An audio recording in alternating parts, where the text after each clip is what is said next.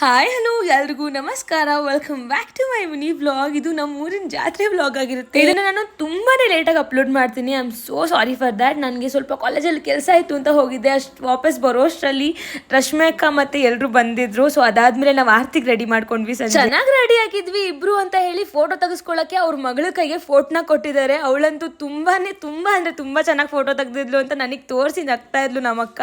ಅದಾದ್ಮೇಲೆ ಆರತಿ ಎಲ್ಲ ಆಗಿತ್ತು ಅಂತ ನಾನು ಒಂದು ರೌಂಡ್ ತೊಗೊಂಡೋಗಿ ಇಟ್ಟು ಬಂದಮೇಲೆ ಸಿರಿಗೆ ಹಾಗೆ ಅಮ್ಮುಗೆ ನಾವು ಆರತಿನ ಎತ್ಕೊಂಡು ಬರೋದಕ್ಕಂತ ಕೊಟ್ಟಿದ್ವಿ. ಅಮ್ಮು ಅಂತೂ ಒಂದು ನಿಮಿಷನೂ ಸುಮ್ಮನೆ ನಿಂತ್ಕೊಳ್ಳಲ್ಲ. ಅವಳು ಆರತಿ ತೊಗೊಂಡು ಒಳಗೆ ಇಡು ಅಂದರೆ ಅವಳಿಗೆ ಆಗ್ತಾನೇ ಇಲ್ಲ.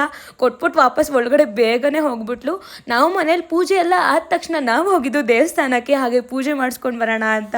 ಸೊ ಅಲ್ಲಿ ಹೋಗಿ ಪೂಜೆ ಮಾಡಿಸ್ಕೊಂಡು ಜಾತ್ರೆ ಆಗಿತ್ತು ಮಾರನೇ ದಿನದ್ದು ಕ್ಲಿಪ್ಪಿಂಗ್ಸ್ ಆಗಿರುತ್ತೆ. ಸೊ ಇವ್ರು ಬೆಳಗ್ಗೆ ಎದ್ಬಿಟ್ಟು ಶಾಮಿಯಾನ ಹಾಕಿರೋ ಹತ್ರ ಕೂತ್ಕೊಂಡು ಸ್ಲೇಟಲ್ಲಿ ಬರೆಯೋದು ಆಟ ಆಡೋದು ಮಾಡ್ತಾಯಿದ್ರು.